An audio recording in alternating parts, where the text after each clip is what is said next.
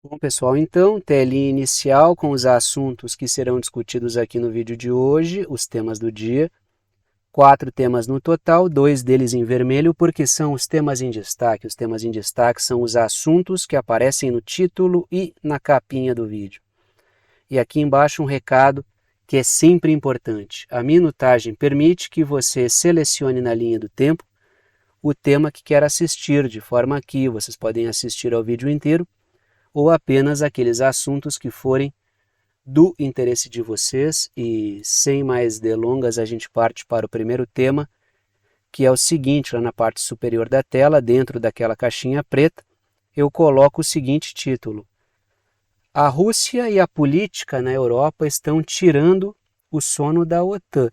Tanto os rumos da guerra na Ucrânia quanto o panorama político na Europa estão preocupando a OTAN. E eu trouxe aqui uma série de matérias para a gente falar sobre isso nesse primeiro momento, começando por essa matéria da CNN aqui, mídia corporativa, que é para a gente fazer aquele carinho gostoso nos algoritmos. E a matéria diz o seguinte: o Zelensky da Ucrânia, o presidente ucraniano, ele demite o chefe da Força Aérea dias após a queda fatal do avião de combate do caça F-16.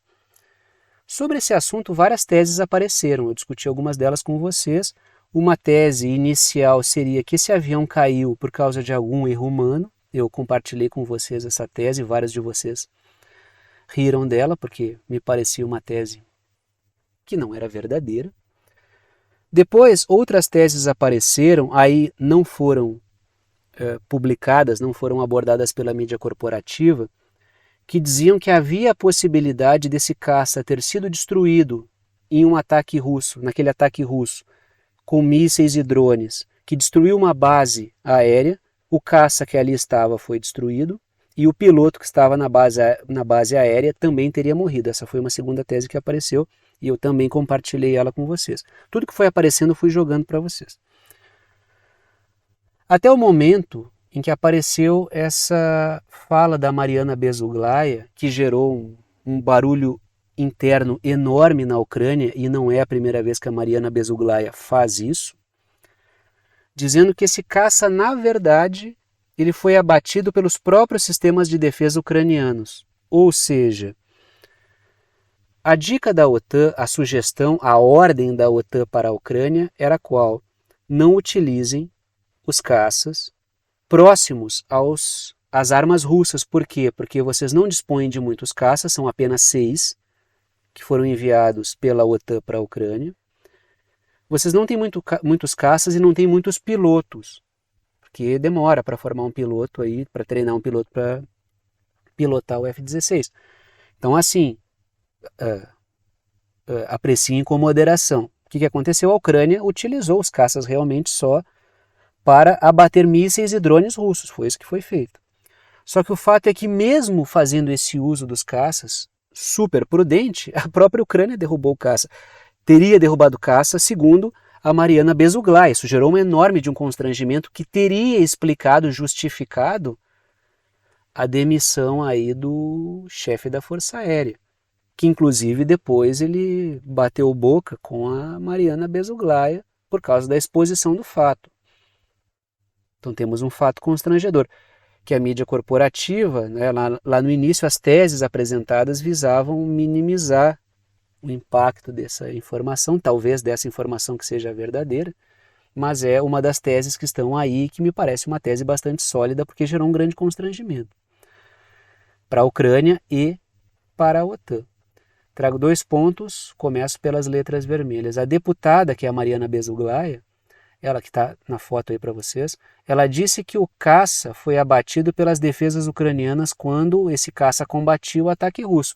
Realmente a Ucrânia colocou os caças fazendo um papel defensivo, abatendo mísseis e drones. Era isso que o cara estava fazendo. Só que ele não contava que os seus próprios sistemas de defesa fossem abater o avião.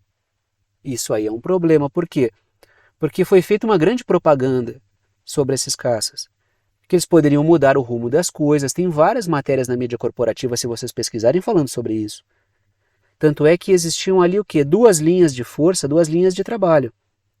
Incursão ucraniana em Kursk e a chegada dos caças. Isso pode mudar o rumo das coisas, muito embora seja importante frisar. Vários setores da OTAN nunca estiveram otimistas, não só por causa do pequeno número de caças, quanto da capacidade da incursão ucraniana em Kursk de promover alguma mudança. O Kursk é uma região russa, né? Aquela incursão ucraniana que a mídia fez um certo auê aí. Mas o fato é que essas duas linhas aí eram importantes para manter um certo otimismo e uma propaganda positiva para a OTAN. E o que a gente vê agora? A incursão em Kursk não mudou o rumo, como eu falei aqui desde o início que não mudaria.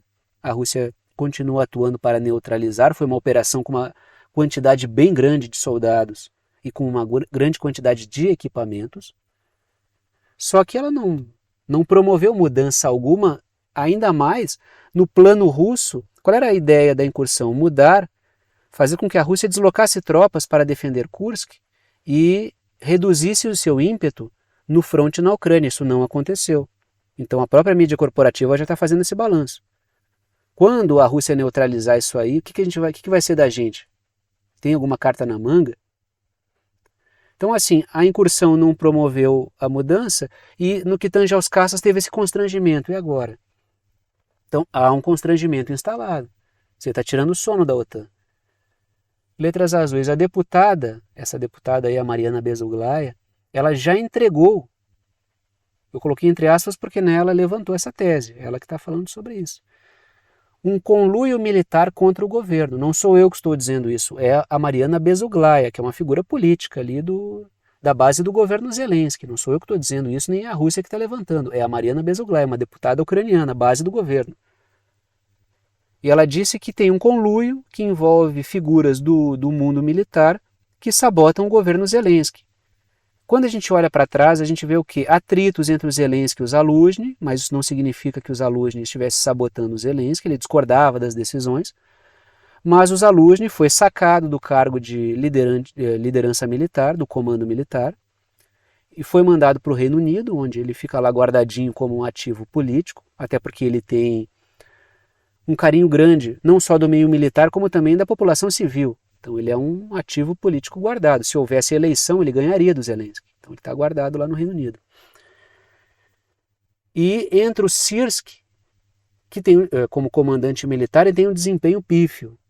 O que a Mariana Bezuglaya diz sobre esse desempenho militar? Que ele é fruto da sabotagem. E isso ressalta uma divisão que é visível entre setores políticos e militares na Ucrânia.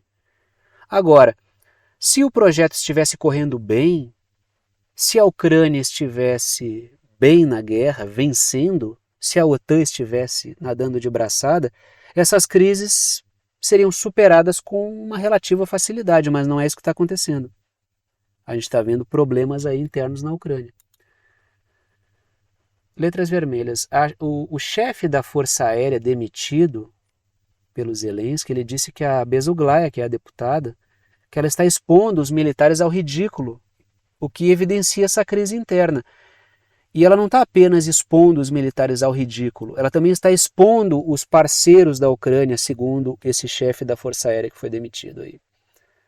Por quê? Letras azuis. Ela disse que o sistema dos Estados Unidos, esse sistema Patriot, que aparece aí na foto para vocês, foi esse sistema que atingiu o caça e acabou levando à morte do piloto. Um caça importante, já que a Ucrânia não tem muitos, e um piloto treinado, que também é muito importante, já que a Ucrânia também não tem muitos. O fato é que, até onde eu vi, os Estados Unidos foram questionados sobre isso, a Casa Branca foi questionada sobre esse episódio, e a Casa Branca disse, olha, como a Ucrânia utiliza o seu equipamento, é um problema dela, não é problema nosso. Não houve, ninguém desmentiu, pelo menos até onde eu vi.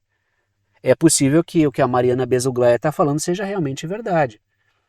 Quando o chefe da Força Aérea disse para ela que ela não deveria ficar falando sobre essas coisas, ela continuou falando, logicamente, e ela disse que esconder a verdade não vai fazer com que a guerra mude, é preciso trazer à tona os problemas para corrigi-los. Eu não discordo da Mariana Bezuglaya, não estou dizendo que apoio e que sou apoiadora Mariana Bezuglaya, nem acompanho o trabalho dela para dizer isso, mas nesse ponto em específico, ficar escondendo os problemas. Quando a gente volta para o contexto da Segunda Guerra Mundial, por exemplo, um dos grandes problemas que o Hitler tinha era que no círculo de confiança dele, muitos, para ter uma projeção política maior no Estado, escondiam problemas e davam panoramas mentirosos, o que dificultava a boa execução da guerra. Então isso gera um problema grave, que é qual? Se a gente não sabe qual é o problema, como é que a gente corrige? Então a gente tem um aspecto político e técnico que jogam um contra o outro. E até é muito condizente fazer essa menção aos nazistas para falar do governo Zelensky. Continuamos aí com mais uma matéria da mídia corporativa para os algoritmos amarem a gente aqui, matéria do The Wall Street Journal, já que estamos falando sobre caças, né? A administração Biden rejeita o plano de enviar estadunidenses à Ucrânia para a manutenção dos F-16. A matéria continua. Espera-se que os países europeus intervenham para pagar a manutenção e o pessoal para apoiar as aeronaves e outras armas fabricadas nos Estados Unidos. Ou seja, os Estados Unidos não querem se envolver diretamente nisso. Primeiro porque não é popular fazê-lo. A sociedade nos Estados Unidos não concorda com esse envolvimento direto dos Estados Unidos. Isso é impopular. Tanto é que o Trump pauta muito da campanha dele nisso e estatisticamente ele acerta. Existe uma impaciência do povo nos Estados Unidos com essa atuação direta dos Estados Unidos. Gasta com a Ucrânia, mas não gasta com coisas que são essenciais para o povo aqui. E o povo americano, o povo estadunidense está certo nesse sentido. E o segundo ponto é que eles não querem ficar na alça de mira da Rússia caso aconteça uma guerra. Mas a Rússia já falou, olha, se vocês acham que vão jogar a Europa numa guerra com a gente e vocês vão ficar aí batendo palma de longe, não, vai cair um míssil bem na cabeça de vocês. Claro, o Sergei Lavrov falou isso que eu disse de uma maneira muito mais polida e elegante. Tá? Eu falei aqui de uma maneira bem... uma maneira inadequada em termos diplomáticos, digamos assim. Mas para a diplomacia dos Estados Unidos está adequado, porque a diplomacia deles é bagaceira assim mesmo, como eu falei. Tá aí o Zelensky brincando no aviãozinho, né? Brincando de herói de guerra. Trago 2 pontos, começo pelas letras vermelhas. Os Estados Unidos temem que enviados para dar manutenção nos equipamentos sejam atingidos pela Rússia. E a Rússia já avisou que qualquer força que atuar na Ucrânia contribuindo com a guerra é um alvo legítimo, porque é. Então os Estados Unidos não estão pagando para ver, porque não querem entrar nessa guerra diretamente. Porque ainda existe a China como adversário, existe o Irã como adversário, tem muita coisa para fazer no mundo para os Estados Unidos se envolverem diretamente com a Rússia, que aí é um problemão, né? Então os Estados Unidos não querem isso. Só que a Rússia já falou, letras azuis, os Estados Unidos empurram o risco para a Europa. Então assim, o custo fica com vocês, paguem. A guerra, se rolar, fica com vocês, morram, e eu vou ficar aqui vendendo arma e tentando jogar mais gente numa guerra contra a China, aí do outro lado lá.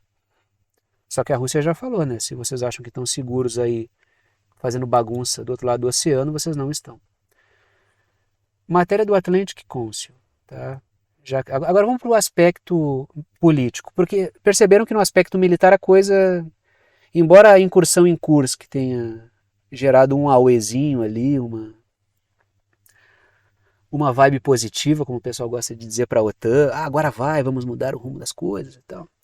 Não aconteceu, né? Isso foi pontual, tanto é que eu falei para vocês aqui. Falei, isso aí é algo pontual, gerou uma dor de cabeça, pegou a Rússia de calça curta ali, pegou. Mas hoje vemos que a Rússia ela demorou mais para responder porque ela não deslocou tropas do fronte, que era justamente o que a Ucrânia queria. Isso levou uma resposta um pouco mais demorada. Mas isso com o tempo será neutralizado e aí a Ucrânia vai ter que lidar com essa situação. Então os caças estão caindo e a incursão em Kursk não atingiu o objetivo. E agora? Agora a gente fala do aspecto político, que também não é positivo e também preocupa a OTAN. Matéria do Atlantic Council, um centro de estudos da OTAN. O que as próximas eleições estaduais da Alemanha revelam sobre a extrema-direita, o futuro do Olaf Scholz, primeiro-ministro alemão, e muito mais. Todo mundo que abraça a agenda da OTAN, todo governo que abraça perde força eleitoral. Por quê? Porque é uma agenda de crise e as pessoas identificam isso. Elas querem propostas diferentes dessa proposta do Macron, do Olaf Scholz, do governo que saiu conservador no Reino Unido. Então, que foi inclusive perdeu capital político porque apoiou uma agenda de muita crise. Aí foi substituído pelos trabalhistas do Keir Starmer e os trabalhistas não mudaram a agenda tanto assim. A tendência é de que haja um desgaste dos trabalhistas também, porque é uma agenda de crise, a população não quer isso. Se a população votou por uma alternância de propostas, se tu segue a mesma proposta, vai ter o mesmo resultado anterior. A preocupação da OTAN é com movimentos políticos que saem disso. Aí é a extrema esquerda, a extrema direita, extremistas perigosos. Não estou dizendo que não tem extremistas, mas ainda que não sejam, todos serão abordados como extremistas, porque não fazem parte da agenda da OTAN. A OTAN quer o centrismo. O que seria o centro? Ficar grudado na agenda da OTAN. Tem um discurso progressista, mas defendo a OTAN, centro-esquerda. Tem um discurso conservador, mas defendo a OTAN, centro-direita. É isso que ela quer. É o espectro permitido pela OTAN. Tudo fora disso é extremista. Tudo fora disso é extremista. Está aí a Alemanha pintada no mapa. Letras vermelhas. O artigo preocupa-se com movimentos à esquerda e à direita que rejeitam a agenda da OTAN e ganham apelo eleitoral justamente por causa disso. Olhem o trabalho que o Macron teve, e eu vou falar do Macron daqui a pouco de novo, para construir ali uma engenharia político-eleitoral para não permitir o crescimento gigantesco e a tomada aí da direita da Marine Le Pen. Fez ali um arranjo com a esquerda está pagando um preço por isso, inclusive, né? Ter confiado no Macron, que eu vou falar daqui a pouco sobre isso, mas foi um arranjo ali. O fato é que a esquerda cresceu, a direita da Marine Le Pen cresceu e o Macron murchou. Não fosse aquele malabarismo político, ficaria muito difícil para ele. Ou seja, manter essa agenda da OTAN é algo muito impopular. Por isso o problema, né? Letras azuis. Centro-direita e centro-esquerda são do interesse transnacional. Tudo que se aproxime de manter essa agenda da OTAN é democrático, é civilizado, é autorizado, é bonito, é valoroso. Tudo que critica a agenda da OTAN é extremista, é autocrático, é terrorista, é ditatorial, é barbárie. Então essa é a divisão. Esse canal aqui seria o quê? Seria um canal extremista, da barbárie. Esse é assim que estão chamando, né? Todo mundo que defende algo contra a OTAN, que a gente abraça, né? Então, bárbaros do mundo todo, univos, né? Vamos lá barbarizar, então, né? Tanto é que olhem aí, ó, não é, porque o texto, ele não fala só das alternativas à direita, e a alternativa até porque o nome do partido da direita lá é Alternativa para a Alemanha, né? A AfD. Também fala da esquerda, o texto também fala da extrema esquerda. Por que ela é extrema? Porque ela diverge da agenda da OTAN. Se ela concordasse, ela seria só esquerda. Assim como a direita, seria só a direita. Assim, a extrema direita, extrema esquerda. Então, essa forma, e eu não estou dizendo que não existam movimentos extremistas, eu estou dizendo que nessa classificação da OTAN não faz a menor diferença. Vários de vocês que estão assistindo aí, e que alguns acham que vão passar incólumes, eu não sou extrema direita nem extrema esquerda. Se vocês colocarem na rua várias das ideias de vocês, desde que sejam críticas à OTAN, é extremista, não importa. Olhem essa matéria aqui. A política alemã de esquerda, Sarah Wagenknecht, ela foi atacada com tinta vermelha em um comício em Erfurt. E o texto cita ela. Tá? Isso aqui é uma matéria da Euronews, mídia, né, com uma visão para a OTAN. Mas o texto do Atlantic Council cita ela como um risco. É uma esquerda perigosa, porque não é extremista.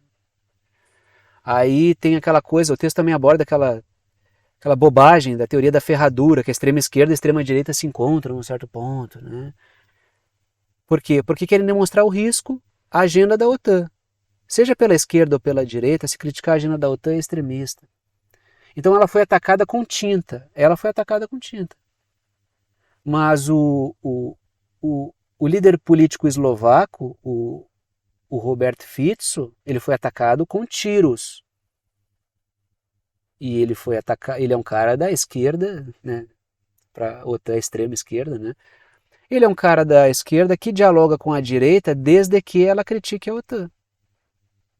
E é por isso que eles criam essa coisa, os extremistas se encontram. Não, os extremistas, os setores políticos se encontram contra a agenda da OTAN. Então, os extremistas se encontram em um certo ponto da barbárie. Não. Porque é aquela velha forma de tratar tudo aquilo que está fora do meu mundo de compreensão e do meu projeto como bárbaro. Isso não é novo na história, isso é bem antigo, né? Então todo mundo que está fora disso é bárbaro. Então eu sou bárbaro aqui, vocês são bárbaros aí se concordam comigo, seja de esquerda ou de direita, não importa. Se vocês concordam com as coisas que eu falo aqui, vocês são todos bárbaros. Todos são bárbaros.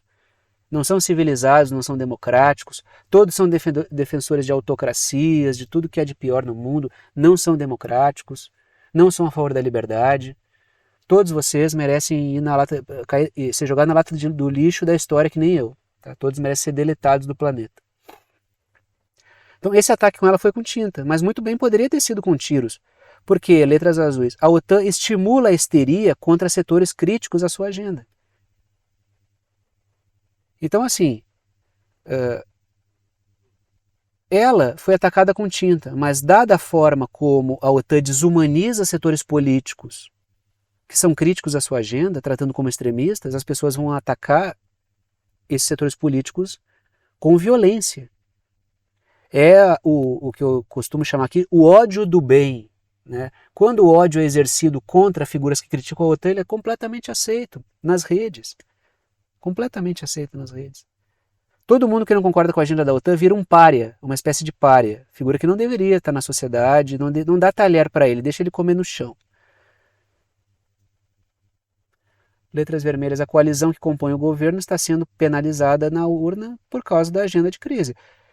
O Olaf Scholz, que aparece aí, é um governo medíocre. Medíocre seria até bom para ele, é um governo pífio, ridículo, um governo submisso. Porque supor que ele é medíocre, a gente ainda coloca ele numa certa média, né? Algo. Mas ele está com uma aprovação que mais parece margem de erro, né? O percentual de aprovação do governo do Olaf Scholz. Por quê? Porque é um governo e é uma coalizão social-democrata com os verdes, os setores liberais ali, que é uma verdadeira catástrofe para a Alemanha. Que é setores de centro-esquerda, centro-direita, que se acomodam ali a uma certa agenda da OTAN. Então é uma catástrofe o governo dele. Ele é um dos elementos que constroem a crise na Alemanha, porque abraça uma agenda que desfavorece a Alemanha. Favorece setores transnacionais britânicos, estadunidenses, mas não favorece a economia alemã. Por isso que ele perde apelo político. Aí como é que a mídia aborda isso? Olha o crescimento do extremismo na Alemanha. O extremismo pode crescer? Pode. Por quê? Porque ele propõe coisas fora do que a OTAN está propondo. Agora, se o Olaf Scholz quer ter apelo eleitoral, ele tem que sair da agenda da OTAN. Letras vermelhas. O texto culpa a unificação da Alemanha, inclusive aquele texto lá do Atlantic Council que eu estou discutindo com vocês ainda, pelo panorama político. Aquela velha história do atraso oriental da mentalidade lá, né? Fizeram parte há muito tempo, né, do bloco, da barbárie, então eles gostam desse tipo de governo assim, bárbaro. Essa é a questão, entendeu? E não importa. Tem vários aqui que vêm me xingar, e me xingam com ódio. Tanto a esquerda quanto a direita, viu? Eu já nem sei mais de onde é que vem a porrada. Mas assim, vários desses caras que me xingam aqui, eles também são tratados como bárbaros. Eles só estão bravos comigo. Mas se eles começarem a falar muitas ideias deles, tanto os que me xingam pela esquerda quanto pela direita, também vão ser tratados como bárbaros se começarem a falar as coisas. Então, só estão aí tentando biscoitar, porque tem uns caras que querem biscoitar com a mídia corporativa, com setores aceitos politicamente, mas vão ser tratados como bárbaros, certamente em algum momento. Depois que eles derrubam os mais bárbaros dos bárbaros, que falam mais as coisas que não devem ser ditas, eles pegam eles depois. Letras azuis. A OTAN tenta emplacar a farsa da civilização contra a barbárie, que é essa ideia de que não importa se é de esquerda ou de direita, desde que seja, entre aspas, democrático, desde que defenda a agenda da OTAN, os Estados Unidos, essas bobagens do G7, aí é civilização. Tá? Se não defende isso, se fala em sul global, luta anti-imperialista, se critica setores transnacionais, e aí o cara é barbárie. Essa é a divisão, essa é a divisão. E não adianta biscoitar muito, né? Eu sei que vários que me criticam aqui, tanto a esquerda quanto a direita, são liberais. Eles têm um fundo liberal. Esse é um canal que ele é odiado, sobretudo, e eu já diagnostiquei isso, por pessoas que têm uma mentalidade liberal. Porque tem de tudo aqui, menos opinião liberal. Aqui não rola muito isso, não rola nunca, na verdade. Por falar em problemas, olhem aí o Emmanuel Macron. Tá? Estávamos na Alemanha, agora a gente vem para a França, outro problema político. A esquerda francesa busca apoio para o impeachment do Macron, que passou a rasteira na esquerda. Teve protesto contra isso. Né? Até eu fiz um textinho lá e publiquei para vocês na aba da comunidade aqui do YouTube e também botei lá no canal do Telegram. Porque o Macron fez um bem bolado ali com a esquerda para impedir o avanço da direita da Marine Le Pen. Só que, conseguindo atingir o seu objetivo naquelas, né? Agora está rolando um canibalismo interno, porque o Macron não quer deixar a esquerda governar o parlamento. Ele está travando o processo. Então ele trabalhou por etapas. Primeiro eu impeço o avanço da Le Pen, depois eu passo a rasteira na esquerda. Letras vermelhas. A esquerda fez mais votos nas eleições, só que e daí ela fez o jogo do Macron. Que foi o quê? Ele apostar em alguns candidatos, fazer um bolo ali de candidatos que tinham mais chance, para conseguir fazer com que o Macron também tivesse uma certa projeção. Aí, o primeiro panorama era o pior para o Macron, porque ele teria ficado em terceiro. O movimento do Macron teria ficado em terceiro. Então, para conseguir um arranjo ali onde o Macron ficasse em segundo, deixando a Marine Le Pen em terceiro, a esquerda conseguiu o primeiro, o Macron em segundo, e a Le Pen em terceiro. Só que o Macron não quer passar a bola. E aí a esquerda está dizendo que isso é jogo sujo. Porque é. Mas o Macron é sujo. Deixa eu dizer uma coisa para vários setores de esquerda que não entenderam ainda. O Macron é sujo. O Macron é um cara oriundo do mundo financeiro. Porque tem muita gente de esquerda que é aquele pessoal que quer biscoitar com a OTAN, com a mídia corporativa, querem ser aceitos como a esquerda aceita, né? Esse pessoal, assim como também tem o pessoal da direita, que é a direita limpinha e cheirosa, quer ser aceita, né? O Macron, ele é isso, sempre foi isso. Se não houvesse pandemia e a guerra na Ucrânia, o cenário anterior do Macron era os coletes amarelos na rua e a população francesa querendo arrancar o Macron do poder à força. Por quê? Porque ele é um cara que destrói a qualidade de vida da população. Esse é o Macron. Letras azuis. O Macron bloqueia candidatos de esquerda, pois afirma que são um risco à ordem francesa. Então, assim, primeiro o Macron se junta com a esquerda e diz que o risco à ordem é a direita da Le Pen. Depois que ele consegue neutralizar a Le Pen, ele vai e diz, não, mas a esquerda que é o risco. Então, esse é o jogo. Então, eles ficam jogando dessa forma, entendeu?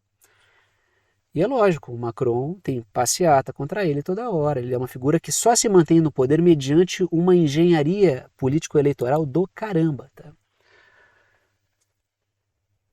E aí, já que falávamos antes da Rússia, né, lá no início, e de certa forma a crise na Europa tem a ver com a Rússia, porque a OTAN consolidou uma almôndega para tentar fragilizar a Rússia, aí, né? E é uma derrota política diante da Rússia, tudo isso. A Ucrânia pediu à Mongólia que prenda o Putin antes da visita, por quê? Porque a jurisdição do Tribunal Penal Internacional é reconhecida na Mongólia. Agora, vocês acham que a Mongólia vai fazer isso aí?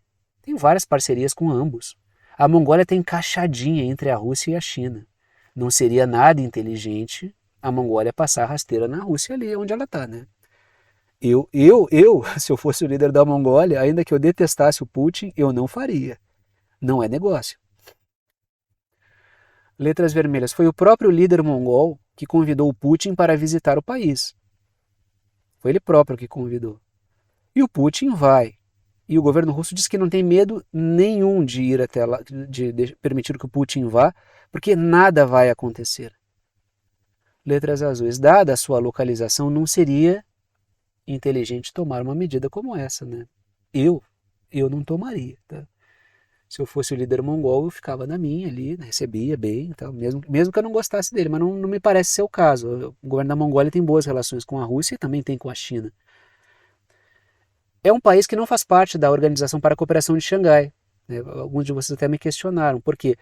Porque a Mongólia prefere uma posição onde consiga explorar algumas relações com os Estados Unidos para não ser, segundo o governo, tá? Não estou passando a versão do governo, para não ser engolido por Rússia e China, que são dois gigantes ali que estão no entorno dela. Então ela prefere explorar essa presença dos Estados Unidos para tentar gerar uma moeda de barganha. É isso que o governo mongol diz. Tá? Não estou defendendo nem criticando, estou passando a coisa como ela me foi passada. Agora o outro tema, e também dei uma passada lá na loja de textos do Atlantic Council e peguei comprei dois para a gente conversar aqui hoje, né? O primeiro eu já abordei com vocês, que era da Alemanha, agora é sobre a China. O título, né, desse segundo tema aqui de hoje, né, também aparece na capa para vocês, é: o xadrez da China no sul global preocupa os Estados Unidos. E o artigo do Atlantic Council, Centro de Estudos da OTAN, tem o seguinte título: o Xi Jinping quer alistar o sul global no seu movimento anti-americano. Então, assim, os Estados Unidos estabelecem a sua política global e todo mundo que tenta soberania e construir um polo alternativo está querendo destruir os Estados Unidos. É um texto que tem um índice, tem a seguinte levada: o Xi Jinping quer dominar o mundo. Essa é a levada do texto. Né? Mas lógico, é um texto da OTAN, não se esperava nada diferente. Né? Tá aí o Xi Jinping na foto. Letras vermelhas.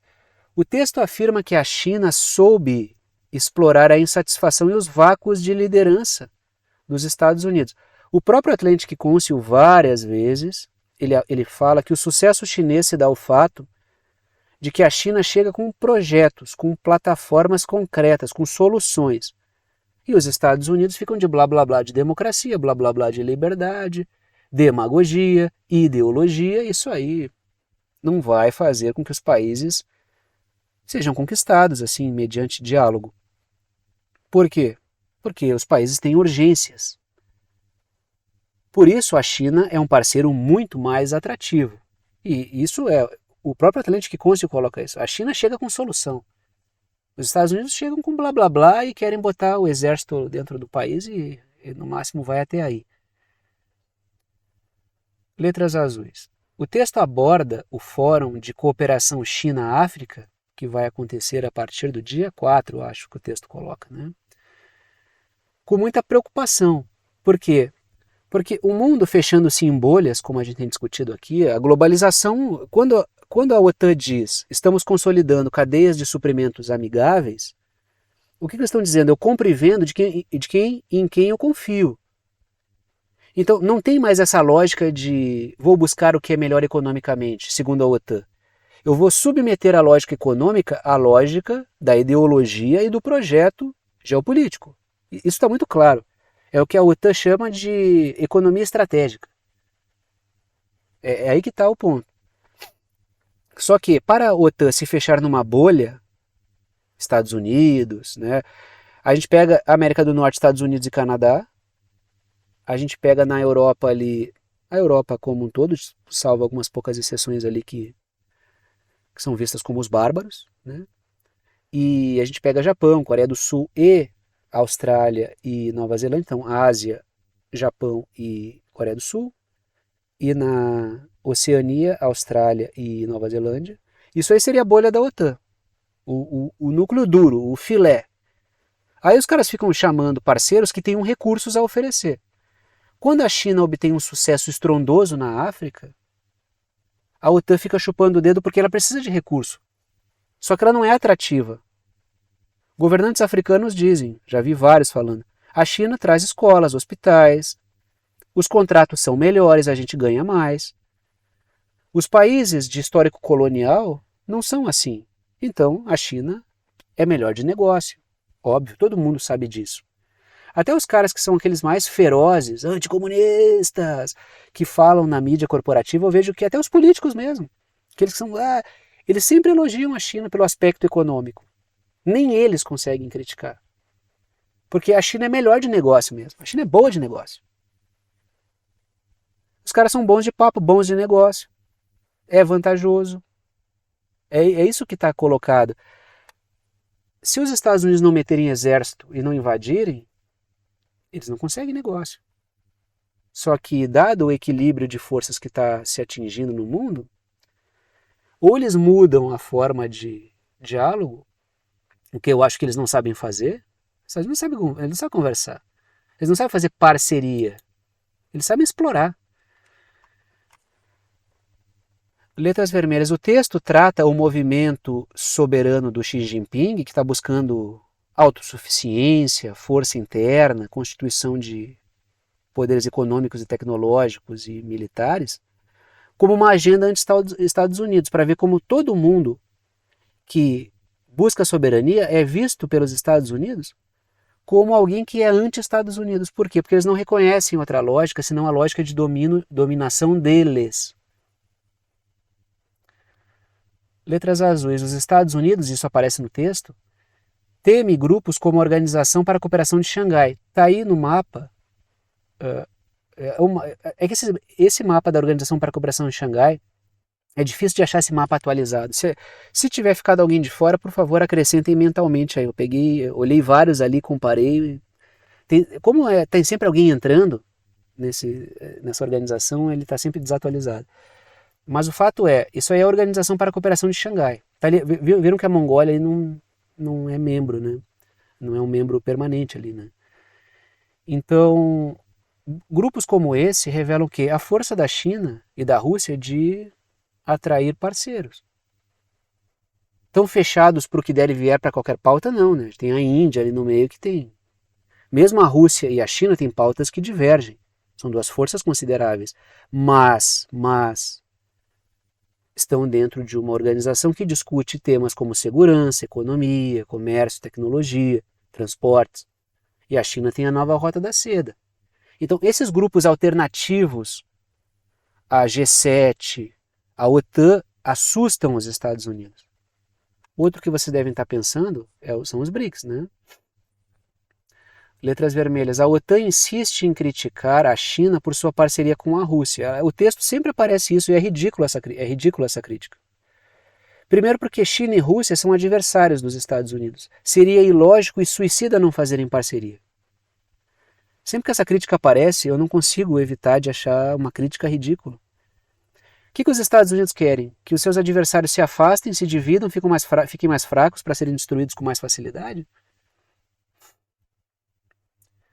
Letras azuis. O texto critica o uso dos BRICS para fazer frente aos Estados Unidos. Os Estados Unidos gostariam que os BRICS fossem só uma parceria que facilitasse as coisas para eles, né? Não, se ajudem, desenvolvam meios tecnológicos, mas sempre submissos em relação a nós. Mano. Nunca para o desenvolvimento soberano, nunca. Então os BRICS são vistos como uma peça contra os Estados Unidos. E cada vez mais será, porque se os Estados Unidos se fecham numa bolha com os seus e atacam tudo que não está ali, é lógico que o movimento natural dos BRICS é deixar de ser um movimento alternativo no sul global para um movimento contra os Estados Unidos. Isso vai acontecer naturalmente. Porque os Estados Unidos não estão deixando espaço no mundo para forças não alinhadas.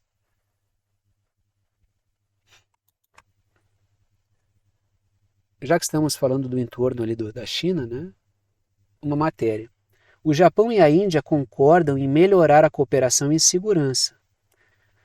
A matéria continua. A defesa emergiu como um pilar importante nas relações bilaterais, disse o ministro da Defesa indiano.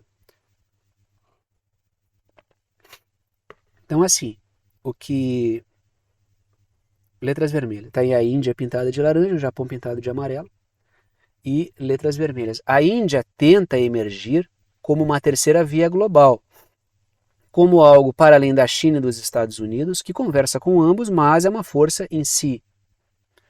desenvolve seu setor de indústria militar, tem uma economia crescente e não quer se alinhar com nenhum dos dois automaticamente. A Índia historicamente busca esse movimento, que é difícil, que é muito difícil. Mas os Estados Unidos tentam jogar a Índia contra a China, lógico. Algo do tipo, se você não está com a China, pode estar contra ela, e eu vou usar isso. E faz o tempo inteiro. Claro, a Índia transaciona com os Estados Unidos, dialoga, às vezes até mais do que deveria, flerta às vezes de uma maneira assim bem complicada e arriscada, mas nem se deve comparar a situação da Índia do Japão. O Japão é um país que não tem soberania. O Japão ele é ocupado militarmente pelos Estados Unidos. É uma ocupação ali, desde a Segunda Guerra Mundial, assim como a Alemanha. Então a Índia faz o seu jogo, o Japão faz o jogo dos Estados Unidos e, acho eu, deve tentar alguma coisa dentro do espaço diminuto que tem de chance de fazer alguma coisa diferente. Eu espero que num futuro não tão distante o Japão se fortaleça militarmente como alguém que vai ser bucha de canhão contra a China e quando estiver forte faça um jogo diferente. Espero. Mas também não acho que os Estados Unidos vão dar mole de deixar um Japão super forte e sem ter coleira suficiente para segurar. Letras azuis. Ambos, tanto a Índia quanto o Japão, fazem parte da parceria quadrilateral, que é o Quad, junto com os Estados Unidos e a Austrália. Ou seja, o Quad é Japão, Índia, Austrália e Estados Unidos, que é uma parceria que visa deter fazer frente à China na região. É uma tentativa de construir uma bucha de canhão contra a China.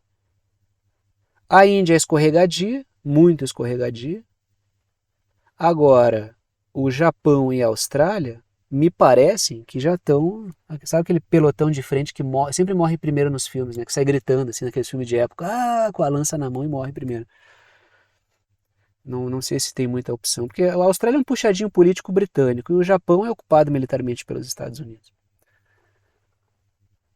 Vamos para o Oriente Médio porque Israel expande posições em Gaza e na Cisjordânia, o que é uma tendência. Eu tenho falado disso bastante aqui. A matéria diz o seguinte: Israel destruiu 70% das ruas e da infraestrutura em Jenin, diz o próprio governo do município, que fica na Cisjordânia. Jenin fica na Cisjordânia. A água foi cortada em 80% da cidade e em todo o acampamento devido à destruição das redes, disse um funcionário do município de Jenin. A questão principal aqui é qual? Isso faz parte daquelas operações que Israel está promovendo na Cisjordânia, pesadíssimas operações, as maiores nos últimos 20 anos. Isso foi dito pela própria população da cidade, das cidades que foram atacadas. Letras vermelhas. Israel mesclou o ataque militar com escavadeiras que destruíram ruas, tubulações e fiações. Ou seja, a operação bota abaixo, entendeu? Assim como transformou Gaza em escombros, estão fazendo a mesma coisa na Cisjordânia, que é do outro lado. Quando a gente observa que Israel usa a narrativa de direito de autodefesa para destruir Gaza, a Cisjordânia é governada pelo Fatah, pela autoridade palestina, que optou pela via do diálogo. Então não faz muita diferença para Israel se um movimento político como o Fatah opta pela via do diálogo ou se tem um movimento que opta pela via armada como é o Hamas. Não importa isso. Israel vai tratar do mesmo jeito. Desde que seja palestino, eles tratam do mesmo jeito. Letras azuis. Israel incendiou imóveis comerciais e carros em Jenin. Então eu até trouxe uma foto pequenininha aí para vocês. Tento ocupar todos os espaços da tela aí, né? Não importa se é pequeno, eu vou botando coisa ali. Ó, ainda sobre essa situação da Cisjordânia. Tá? Faixa de Gaza, território palestino, Cisjordânia, território palestino. A ofensiva militar de Israel na Cisjordânia faz parte de um plano maior para usurpar terras palestinas, diz o Hamas. Isso aqui é chover no molhado. Todo mundo sabe que o projeto é esse há décadas. Há décadas. Tem eventos de maior intensidade e menor, mas é constante o movimento de expansão e crescimento do Estado de Israel. Basta ver como Israel surgiu o tamanho que tinha e o tamanho que tem hoje. Cresce engolindo territórios palestinos com as armas da OTAN, embora não seja nenhum membro da OTAN. Letras vermelhas, Israel, está ali Jenin, eu circulei ali em vermelho no mapa para vocês aí. Israel está expandindo para o leste, para o oeste e para o norte, ou seja, para o leste, para a Cisjordânia, para o oeste, para a faixa de Gaza, e para o norte, ocupando terras no Líbano, ou seja, ocupa terras palestinas e no Líbano. Está anexando territórios. Letras azuis. Ataques de Israel em outros pontos da Cisjordânia, segundo o Hamas, teriam sido derrotados por grupos de resistência que responderam a Israel. Aí essa operação em Jenin aí visou destruir possibilidades de vida ali na cidade. Mais uma matéria, continuamos agora na faixa de Gaza. As novas forças especiais que simbolizam a ocupação da faixa de Gaza nos próximos anos, ou seja, o projeto é o pior possível. Falei várias vezes sobre isso aqui. Israel quer ocupar militarmente e administrar a faixa de Gaza. Isso é péssimo, isso gera uma péssima repercussão regional e mundial. Ou seja, a tendência dos palestinos é ficar sob um governo militar de Israel. É mais difícil do que o habitual, que é ser algo ali, né, um território fechado pelo entorno com Israel. Fecharam até a saída pelo Egito agora. Letras vermelhas. Israel está decidindo administrar militarmente Gaza pelos próximos anos. A ideia dos Estados Unidos era fazer algo camuflado, escondido, porque era tentar colocar no poder um grupo palestino político fraco e manipulável. Isso geraria uma sensação de que quem está governando, na verdade, são os palestinos, mas seria Israel governando. Os Estados Unidos fazem isso, né? Eles, ao invés de governarem diretamente ocupando, eles acham mais barato contratar administradores. Daí a gente tem vários no mundo aí que são supostos presidentes, supostos primeiros ministros, mas administram pelos interesses financeiros dos Estados Unidos. Qual foi a sugestão dos Estados Unidos? Usa a mesma lógica. Pega tropas de países da região alinhados com Israel, ou querendo se alinhar, coloca um governo palestino fantoche, isso vai gerar uma opinião internacional um pouco mais positiva, mas me parece que Israel não está topando isso aí não. Que é administrar à luz do dia, assim, somos nós mandando aqui, para ver como é que as coisas estão. Letras azuis. Israel parece estar apostando em consolidar à luz do dia a Grande Israel, né, que está aí. O projeto que é pegar vários territórios ali e ocupar territórios do Egito até o Iraque. Então isso é um projeto que já apareceu, já mostrei para vocês que estava costurado aí, bordado nas fardas de alguns militares, que é um projeto expansionista. O sionismo, ele é um projeto colonialista expansionista e ele tem um projeto de ideal. O ideal seria isso aqui para eles, né? Então percebam que tem muita coisa que eles têm que fazer ainda. Eles estão num processo. Israel surgiu na década de 1940, no pós-Segunda Guerra. Então eles estão aí crescendo, vão engolindo. Surgiram menores, foram engolindo. Estão na etapa de destruir Gaza, de roubar boa parte da Cisjordânia, pegar uma parte do Líbano, que inclusive aí toda ela é engolida por Israel. E tem muita coisa para acontecer aí ainda, né? Não à toa, o que a gente vê? Tropas dos Estados Unidos na Síria, no Iraque, né? Então é bom o pessoal do entorno abrir o olho, até o Egito ali, né? E aí o último assunto do dia, né? Vamos para o continente africano, porque a Ucrânia amplia o atrito com a Rússia no continente africano. Na verdade é a OTAN usando a Ucrânia, né? Para ver se consegue gerar percalços para a Rússia no continente africano, nas suas parcerias econômicas e militares. E culturais, tem muita troca cultural entre a Rússia e os países africanos também. Né? Especialista militar explica as atividades da Ucrânia no Sahel. Aí eu botei alguns países de interesse aí, né, da OTAN e em que haveria atividade ucraniana. Letras vermelhas. A Ucrânia enviou forças especiais para a África para buscar eficácia maior longe do que aquela que está tendo dentro de casa. Lembrando que quem construiu, quem moldou, quem forjou o atual serviço de inteligência da Ucrânia foi a CIA. Isso já apareceu em matéria da mídia corporativa dos Estados Unidos, tá? Não estou aqui... essa é mídia russa. Não, isso apareceu na mídia dos Estados Unidos.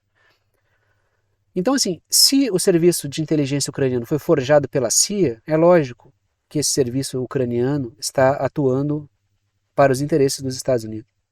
Não tenho dúvidas disso.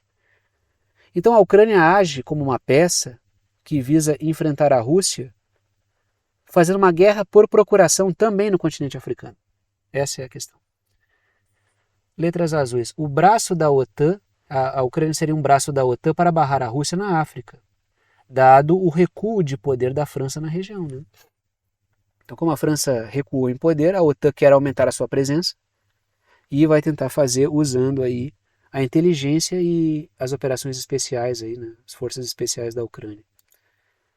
Já que estamos no continente, não vou perder a viagem, porque eu já falei sobre isso semana passada. Aquela crise envolvendo o Banco Central da Líbia está aumentando porque o governador do Banco Central da Líbia e outros banqueiros fogem para evitar milícias.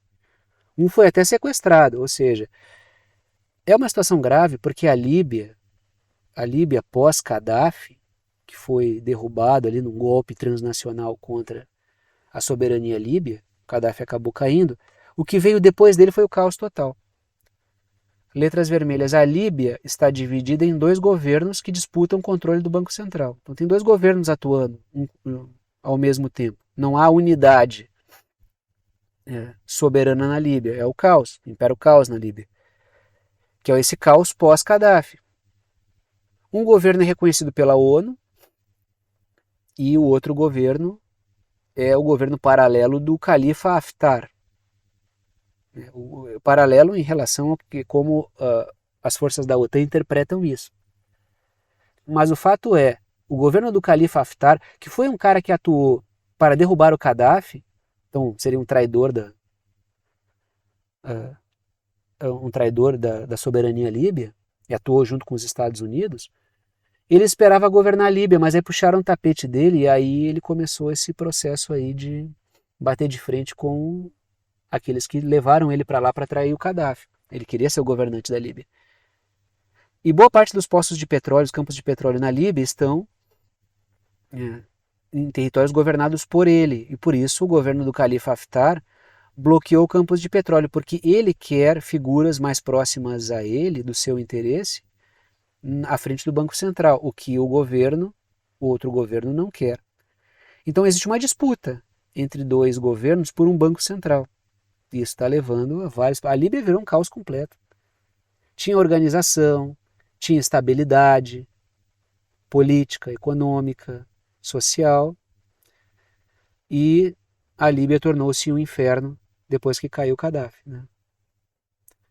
Que era visto como um monstro pela OTAN, continua sendo visto até hoje como um monstro pela OTAN, né?